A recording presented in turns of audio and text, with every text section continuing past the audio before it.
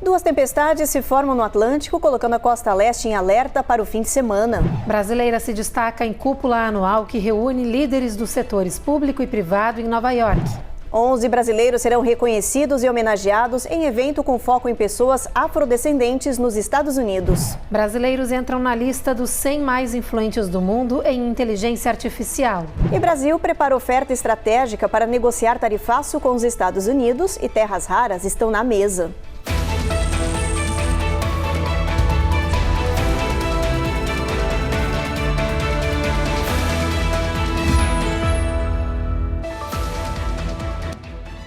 Olá, está começando agora o Jornal Américas no Ar. Olá. Realizado em paralelo com a Assembleia Geral da ONU em Nova York, um fórum com participação de muitos brasileiros examina os desafios mais urgentes dos nossos tempos. A ideia é identificar caminhos para a colaboração entre chefes de Estado, representantes do setor privado, organizações da sociedade civil e especialistas. A cúpula anual da Concórdia reúne os líderes empresariais, governamentais e de organizações sem fins lucrativos mais proeminentes do mundo. A ideia é promover o diálogo e construir parcerias público-privadas eficazes para um impacto social positivo. A edição 2025 está discutindo diversos temas como economia global e comércio, democracia, segurança e riscos geopolíticos. Mas na mesa de discussão, os líderes também abordam assuntos essenciais para um futuro mais justo, como energia, meio ambiente e transição, desafios e oportunidades em saúde e direitos humanos. E o Brasil marca presença no palco internacional com a participação de Lohane Olivetti. A mineira de Belo Horizonte é engenheira e está concluindo o mestrado em Medicina e Saúde em ambientes extremos, mas ficou conhecida na internet pelo conteúdo sobre o espaço e missões na NASA. A jovem trabalha em colaboração com a Agência Espacial Brasileira. Na Concórdia, ela participa do painel Criadores de Mudança, Desbloqueando Inovação, Conexões e Impacto, onde compartilha ideias sobre inovação, ciência e redes sociais como ferramentas de transformação. Eu vim apresentar o meu trabalho dentro e fora da internet, que é principalmente sobre inspirar e abrir oportunidades para jovens no setor espacial. Nesta semana, Lohane também teve a chance de falar em um painel na Assembleia Geral da ONU. Eu vou falar principalmente sobre empoderar mulheres, sobre o setor espacial, sobre educação pública de qualidade, que é uma das pautas que eu defendo desde a infância, pois eu fui aluna a minha vida inteira de escola pública brasileira, então eu entendo a causa. A Concórdia 2025 reforça que as soluções globais passam pela diversidade de vozes e a presença de Lohane mostra que o Brasil e a América Latina também têm protagonismo no debate internacional que molda o futuro do planeta. Eu espero que cada vez mais mulheres e principalmente brasileiras possam um dia conquistar o seu espaço. Um super abraço intergaláctico. Ainda não foi marcada oficialmente a data para o possível encontro entre os presidentes do Brasil e Estados Unidos após a sinalização de Trump para uma abertura de diálogo sobre o tarifaço. Na mesa de negociação, em busca de oportunidades e de um possível acordo, já se fala que o Brasil trabalha com um cardápio atrativo à Casa Branca. E entre os itens pode oferecer as chamadas terras raras. Especialistas dizem que essa conversa será diferente de tudo o que já se viu até agora. As apostas sobre esse possível encontro entre Trump e Lula estão altas. Para muitos, é uma janela de oportunidades para o Brasil conversar sobre a atual tarifa de 50% imposta pelos Estados Unidos aos produtos do nosso país. Mas para outros, será uma dura batalha onde o governo americano vai manter uma postura unilateral e vai caber ao Brasil colocar na mesa de negociação as coisas que pode oferecer. O diplomata e ex-diretor da OMC, Roberto Azevedo, diz que essa negociação será atípica e única, diferente de tudo que já se viu até hoje. Para ele, não haverá pedido e oferta. Tudo vai depender da capacidade e do que o Brasil vai oferecer para incentivar um possível acordo. E isso significa uma seleção de ofertas que pode incluir terras raras, que são minerais críticos encontrados no nosso país, essenciais na fabricação de tecnologias norte-americanas. Além disso, podem entrar no cardápio ainda automóveis, biocombustíveis, energia renovável, tecnologia de informação, data centers, carnes, frutas e café. Analistas dizem que o Brasil tem a oferecer investimentos que criam empregos e oportunidades de negócios nos Estados Unidos. O presidente Lula não descartou um possível encontro presencial, mas até agora não há uma data oficial marcada. O Itamaraty espera um comunicado da Casa Branca. Atenção, comunidade de Atlanta! O curso de uma das mais conceituadas universidades dos Estados Unidos vai ficar mais acessível. A Emory University anunciou que vai zerar a mensalidade para alunos cujas famílias ganham menos de $200 mil por ano. A medida começa a valer já no próximo ano letivo e isso inclui estudantes novatos e veteranos. Para ter direito a esse benefício é preciso enviar a documentação federal de ajuda financeira. A iniciativa é vista como um passo importante para ampliar o acesso ao ensino superior em um dos países onde a educação é uma das mais caras do mundo. No próximo bloco, o ataque a centro de detenção da ICE em Dallas leva a um aumento de segurança em outras instalações do país. E Casa Branca ordena a preparação para demissões em massa se novo orçamento não for aprovado no Congresso.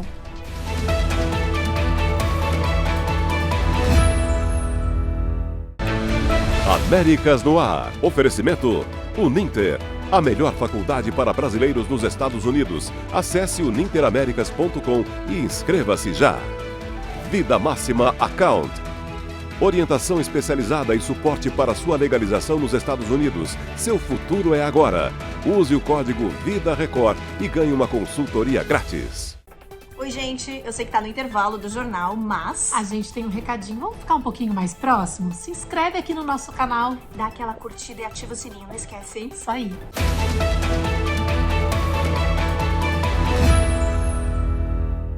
Contagem regressiva para a nova ameaça de shutdown, que é a paralisação parcial dos serviços federais essenciais dos Estados Unidos. Isso deve acontecer se o novo orçamento do governo não for aprovado. O prazo limite é dia 30 de setembro. Se o Congresso não chegar a um acordo até lá, a Casa Branca já ordenou às agências para se prepararem para demissões em massa. A partir de 1º de outubro, o governo vai ficar sem dinheiro para funcionar. Isso quer dizer que mais de 900 mil servidores públicos, militares e muitos mais vão ficar sem salários. Aposentados também vão deixar de receber o Social Security. Em caso de shutdown, muitos servidores são colocados em licença sem remuneração imediata. Isso significa atraso de salários e suspensão de seus benefícios. Bom, para quem depende exclusivamente desse pagamento, o impacto ele vai ser direto. A Casa Branca já mandou as agências federais se prepararem. Em paralisações anteriores, os funcionários eram apenas afastados temporariamente. Mas agora, a ordem é outra.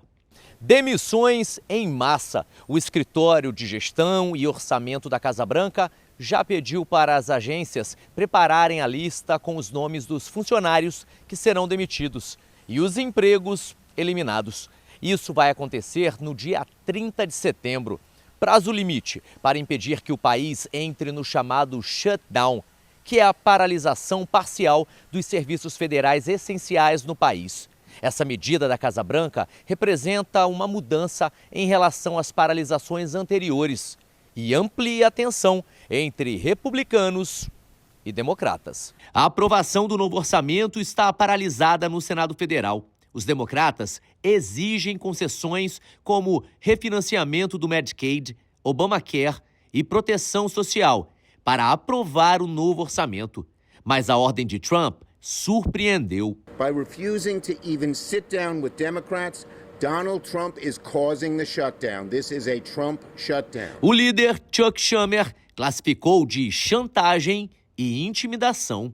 A proposta em discussão busca garantir o funcionamento do governo até o mês de março do ano que vem e evitar uma crise que pode afetar não apenas os salários, mas a segurança dos Estados Unidos, das fronteiras e até o tráfego aéreo, com possível paralisação dos agentes de fiscalização e controles de voo.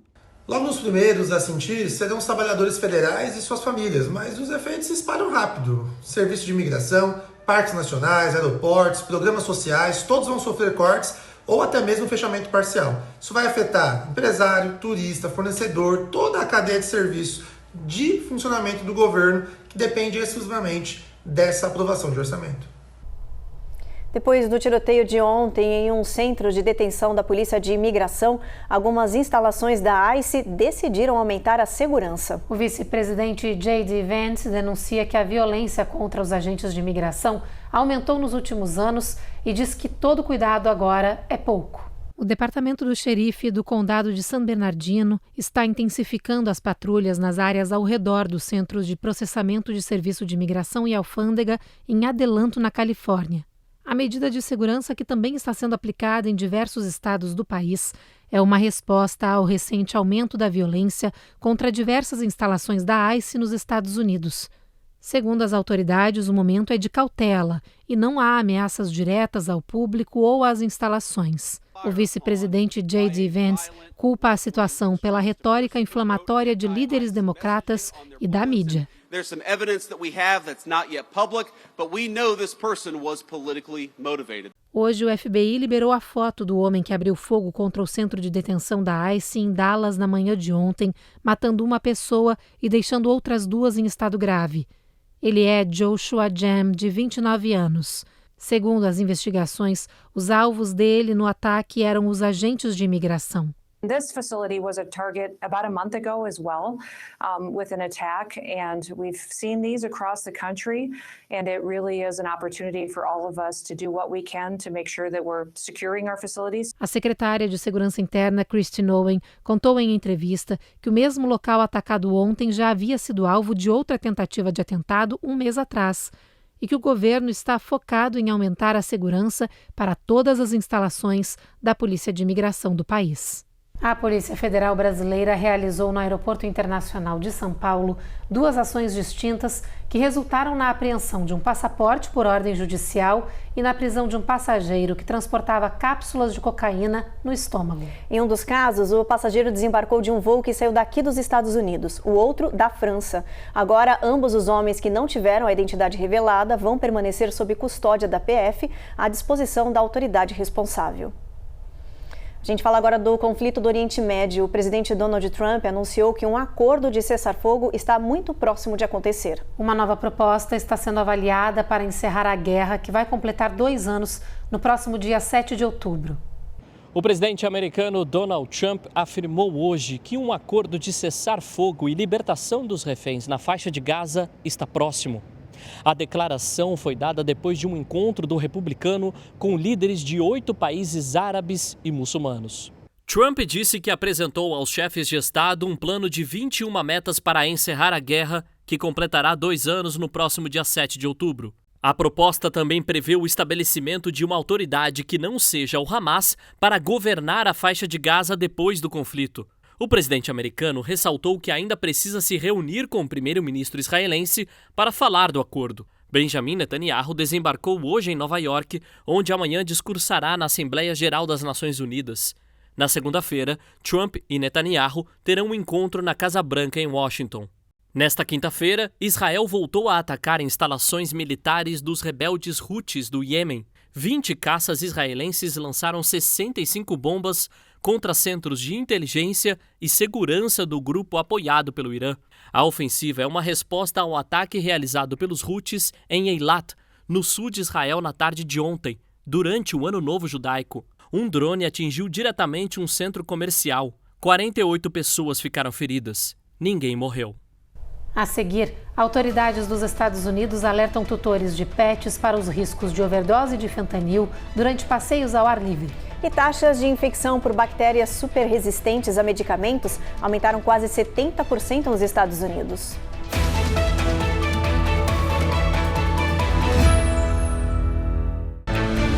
Américas no Ar. Oferecimento Rejuvenesce.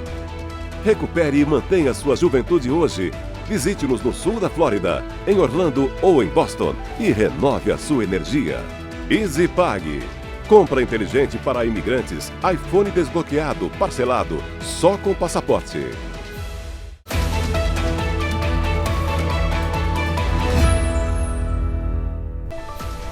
A recuperação da economia dos Estados Unidos no segundo trimestre foi revisada para um nível acima do esperado. O Produto Interno Bruto, o PIB, cresceu 3,8%, de abril a junho, de acordo com a terceira e última estimativa do Departamento do Comércio. Isso é meio ponto acima do que a taxa informada no segundo relatório. Analistas dizem que o aumento dos gastos do consumidor e a queda das importações ajudaram a impulsionar a economia interna nos últimos meses. Além disso, a leve queda na taxa de juros do Banco Central norte-americano ajudou também na recuperação econômica. O Federal Reserve Atlanta prevê ainda que o PIB também vai retomar seu crescimento no terceiro trimestre.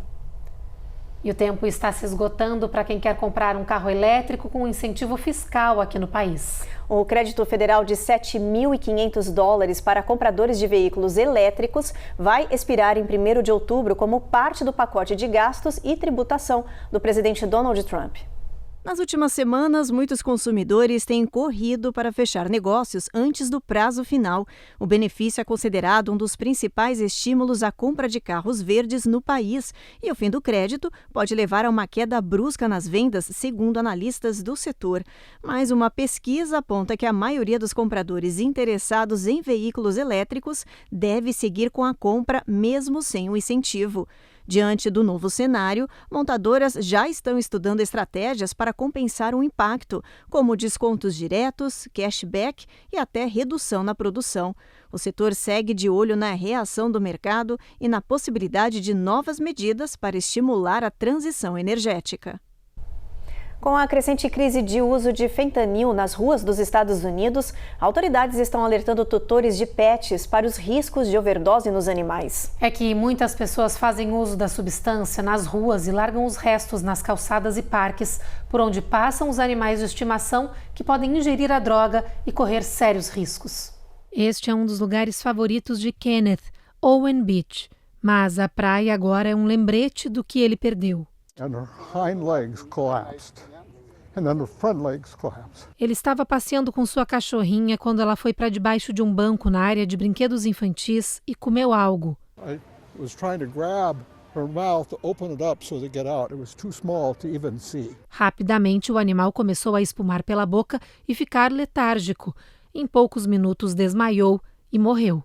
So she came out, walked a few steps, went right in there, collapsed and died. Ao correr para o veterinário, veio a pior notícia. A cachorrinha foi vítima de uma overdose de fentanil. Teve forte reação à droga em 30 segundos e, em menos de 5 minutos, perdeu a vida. It is not an uncommon thing. A veterinária Katie Corrigan supervisiona 3 hospitais veterinários e diz que já perdeu as contas de quantos animais chegaram às clínicas vítimas de overdoses de fentanil. Most pet dogs get into it at a park. Os casos acontecem em parques ou calçadas comuns. Eles farejam algo e comem, um comportamento normal, diz a especialista. Ela alerta que o fentanil é geralmente mortal para animais de estimação, a menos que um medicamento de reversão de droga como Narcan seja aplicado rapidamente. Ela diz que os impactos acontecem rápido, especialmente em cães pequenos. And what you'll have is a dog that gets very sluggish and lethargic. O cão fica letárgico, lento, com pupilas muito pequenas e quando você percebe que algo está errado, ele geralmente já está inconsciente e colapsa de depressão respiratória, diz a veterinária. As autoridades pedem que as pessoas fiquem ainda mais atentas a itens descartados no chão na hora dos passeios. As taxas de infecção por bactérias superresistentes a medicamentos aumentaram quase 70% entre 2019 e 2023. O Centro de Controle e Prevenção de Doenças dos Estados Unidos está disparando um alerta à população. Quem explica tudo isso para a gente é a Cone Rocha. Essas bactérias pertencem ao grupo conhecido como NDM-CRE. Elas carregam um gene e se tornam resistentes até mesmo a antibióticos considerados de último recurso. O resultado, infecções difíceis de tratar e, em alguns casos, potencialmente fatais. Para se ter uma ideia, só em 2023 foram 4.341 infecções registradas em 29 estados norte-americanos, sendo que 1.831 tinham o gene NDM, ou seja, eram super resistentes que podem causar desde infecções urinárias e pneumonias até infecções no sangue. Mas o CDC alerta que o número real pode ser ainda maior, já que muitos estados não realizam testagem completa. As autoridades alertam ainda que falhas no controle de infecções, como higienização inadequada das mãos, podem favorecer a propagação. Além disso, o uso inadequado de antibióticos pode agravar a situação. Segundo os especialistas, desde a pandemia, o consumo desses medicamentos aumentou de forma descontrolada, acelerando a resistência das bactérias. Hoje existem apenas 2 antibióticos aplicados por via intravenosa que ainda funcionam contra essas chamadas bactérias pesadelo.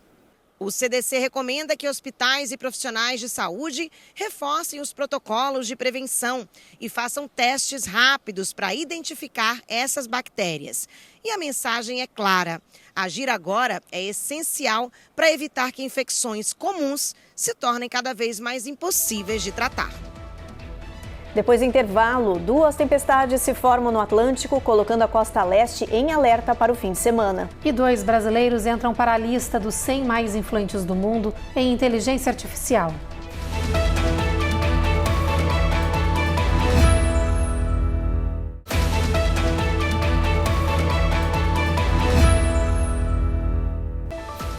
A tempestade tropical Humberto se formou no Atlântico e outro sistema perto das Bahamas pode se desenvolver em breve, colocando a costa leste em alerta máximo para o final de semana. Humberto já é a 8ª tempestade nomeada da temporada e está atualmente a cerca de 800 quilômetros das ilhas de Sotavento. A previsão é de que a tormenta se fortaleça e vire um furacão categoria 2 ou 3 nos próximos dias. Mas os meteorologistas dizem que ainda é cedo para saber o possível trajeto. O Centro Nacional de Furacões também está monitorando de perto um aglomerado desorganizado de tempestades sobre o nordeste do Caribe, que está se intensificando à medida que se move em direção às Bahamas. Com essas 2 formações, a situação é de alerta total nas próximas horas. Vamos aproveitar e dar uma olhadinha, ver como é que vai estar o clima amanhã em boa parte aqui do país. A gente começa por Boston, lá tem previsão de chuva ao longo do dia. Nova York, o mesmo cenário, com mínima de 70 nessa região. Vai chover também em Norfolk e Charlotte, a gente tem tempo encoberto ao longo do dia. Atlanta, sol entre nuvens, mas em toda a região da Flórida aí a gente tem previsão de chuva. Tempestade em Tampa, em Miami, e Miami mínima de 76, máxima de 86 graus. Em Houston, previsão é de tempo nublado. Em Brownsville tem previsão de tempestade com raios, máxima de 90. Em Albuquerque, o sol aparece tímido entre nuvens. Já em Phoenix, mesma situação, mas por lá está bem mais quente. Amanhã, 107 Fahrenheit de máxima. Em Los Angeles tem ventania na previsão e em Las Vegas vai chover, gente. Bastante diferente para essa área do país. Mínima fica em 73 com um pouquinho de chuva. 2 brasileiros entraram para a lista das 100 pessoas mais influentes do mundo em inteligência artificial. O reconhecimento foi divulgado pela revista norte-americana Time e destaca a iniciativa com foco social, inclusão e inovação tecnológica. O primeiro destaque é Ana Helena Ulbricht, pesquisadora e empreendedora que desenvolveu uma ferramenta de IA para análise de dados em saúde pública. Sem financiamento de grandes empresas e com foco social, o projeto ganhou projeção internacional e a ferramenta de IA dela já é usada agora em parceria com o SUS, que é o Sistema Único de Saúde do Brasil. Em segundo lugar, aparece o brasileiro Cristiane Amon, que é presidente da Qualcomm, multinacional de tecnologia que desenvolve soluções em IA para dispositivos móveis e conectividade global. A presença dos dois na lista da Time reforça o protagonismo brasileiro em soluções de impacto social e mostra o avanço do nosso país em inteligência artificial. Acontece amanhã em Nova York mais uma edição do prêmio das 100 pessoas afrodescendentes mais influentes 2025.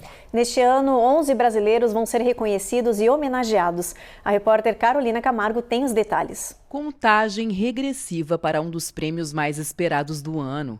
O Most Influential People of African Descent é tradicional em Nova York e costuma contemplar diferentes categorias como filantropia e impacto social, finanças, líderes abaixo dos 40 anos e Hall of Fame. Este ano, 11 brasileiros serão homenageados. Uma organização nascida em 2017 pela ideia de seu fundador, Camilo Loufobi, que se conecta às Nações Unidas para celebrar pessoas negras e suas jornadas de impacto. A iniciativa tem como objetivo reconhecer afrodescendentes que tiveram desempenho relevante nos setores público e privado de todo o mundo, promovendo reconhecimento, justiça e desenvolvimento para a África e toda a sua diáspora. Este prêmio não só traz destaque para essas jornadas, como também impacta em conexão o trabalho impressionante e imprescindível que pessoas negras brasileiras e de outras partes do mundo têm realizado. Representando a força do Sul global, o Brasil tem a maior delegação de 2025 no MyPad. A cerimônia de premiação acontece amanhã no Harvard Club, em Manhattan. Eu vou ser premiada porque eu fundei, sou diretora executiva do Fundo Aguibara, que é o primeiro fundo de mulheres negras do Brasil e luta por justiça econômica, bem viver, justiça climática para mulheres negras. Esse prêmio significa muito para mim, eu tenho sonhado com ele há muito tempo, porque ele reconhece a importância e a centralidade de mulheres negras na transformação social global. E o Jornal Américas no Ar termina agora. A gente agradece a sua audiência e te espera de novo na próxima edição. Até lá!